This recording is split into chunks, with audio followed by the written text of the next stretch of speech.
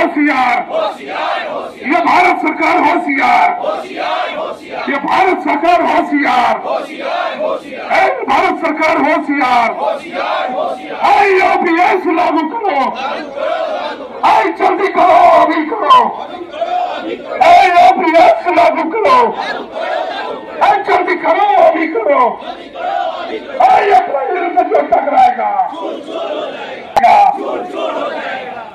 নতুন পেন্সন নীতিৰ বিৰুদ্ধে পুৰণি পেন্সন নীতি বাহাল ৰখাৰ অৰ্থে NF ৰেলৱে এমপ্লয়িজ ইউনিয়নৰ তিনিচুকীয়াত ধৰ্ণা কাৰ্যসূচী। কাৰ্যনিৰ্বাহকৰ সভাৰ সিদ্ধান্তৰ মৰ্মে নতুন পেন্সন নীতিৰ বিৰুদ্ধে পুৰণি পেন্সন নীতি বাহাল ৰখাৰ অৰ্থে NF ৰেলৱে এমপ্লয়িজ ইউনিয়নৰ তিনিচুকীয়া মাণ্ডলিক ৰেলৱে প্ৰবন্ধকৰ কাৰ্যালয় প্ৰাংগণত বুধবাৰে ধৰ্ণা কাৰ্যসূচী ৰূপায়ণ কৰা হয়। উল্লেখযোগ্য যে NF ৰেলৱে এমপ্লয়িজ ইউনিয়নে 2004 চনত প্ৰৱৰ্তিত ৰাষ্ট্ৰীয় পেন্সন নীতিক বিৰোধিতা কৰি পুৰণি পেন্সন নীতি বাহাল ৰখাৰ অৰ্থে ধাৰাবাহিকভাৱে সংগ্ৰাম চলাই আহিছে আৰু এই নীতি বাতিল নোহোৱা পৰ্যন্ত এই আপোচবিহীন সংগ্ৰাম অব্যাহত থাকিব বুলি NF ৰেলৱে এমপ্লয়িজ ইউনিয়নে উক্ত ধৰ্ণা কাৰ্যসূচীত সংবাদ মাধ্যমৰ আগত অৱগত কৰে। লগতে যিকোনো মুহূৰ্ততে যিকোনো পৰিস্থিতিৰ সন্মুখীন হ'বলৈ সাজু আছে বুলিও জানিবলৈ দিয়ে। নেক্সট ৰিপৰ্ট আপুনি চাই আছে দ্য ৰয়েল নিউজ। হয়, নমস্কাৰ। প্ৰথমতে মই আপোনালোকক সকলোৱে সংগ্ৰামী অভিনন্দন জ্ঞাপন কৰিছোঁ। আজি আমাৰ কেন্দ্ৰীয় কাৰ্যনিৰ্বাহক সভাৰ সিদ্ধান্ত মৰ্মেই মৰিনীত যিখন আমাৰ বিগত আজি এমাহৰ পূৰ্বে হৈ গৈছিল, তাৰ সিদ্ধান্তৰ মৰ্মে আজি নতুন পেঞ্চন নীতি, যিটো ৰাষ্ট্ৰীয় পেঞ্চন নীতি বুলি আখ্যা দিয়া যায়, সেই পেঞ্চন নীতিৰ বিৰুদ্ধে আৰু পুৰণি পেঞ্চন নীতিৰ বাহাল ৰখাৰ অৰ্থে আজি আমাৰ কাৰ্যসূচী, ধৰ্ণা কাৰ্যসূচী ইয়াত আজি মাণ্ডলিক ৰেলৱে প্ৰবন্ধকৰ কাৰ্যালয়ৰ প্ৰাংগণত অনুষ্ঠিত কৰা হৈছে। লগতে আমাৰ যি আৱাসিক ৰেলৱে আৱাসিক স্থানসমূহ যি হয় কৰ্তব্যময় পৰিৱেশ, সেই ওপৰতো আমি আজি আমাৰ নিজৰ যিবিলাক মনৰ ক্ষোভবিলাক প্ৰকাশ আজি ইয়াতে আমি কৰাৰ এটা স্থল এটা আমি লৈ DRMক অৱগত কৰা এটা আমি মঞ্চ এখন আজি ইয়াতে উপস্থিত হৈ অৱগত কৰা এটা সিদ্ধান্ত লোৱা হৈছে।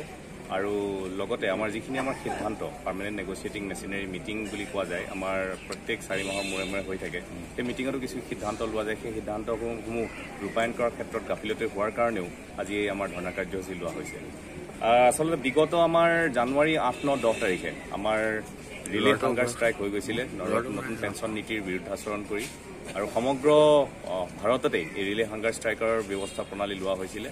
আৰু সেই সংক্ৰান্ততে আপোনালোকে গম পাইছেই যে এতিয়া বৰ্তমান প্ৰায় কিছু সংখ্যক ৰাজ্যত পুৰণি পেঞ্চন নীতি বহাল ৰখাৰ তেওঁলোকে ব্যৱস্থা গ্ৰহণ কৰিছে। আৰু আগন্তুক দিনতো আমি ভাবোঁ যে এনেকৈ এই ধৰণৰ যদি আমাৰ দাবী দাবাসমূহ পৰ্যায়ক্ৰমে যদি আমি কৰি নাথাকোঁ, আমাৰ যদি প্ৰতিবাদী সত্তাটো যদি আমি জীয়াই নাৰাখোঁ বা আমাৰ ধাৰাবাহিকতা আমি যদি ৰাখি নাথাকোঁ, তেনেহ'লে নিশ্চয়কৈ আমাৰ এইটো স্থিমিত হৈ ৰ'ব।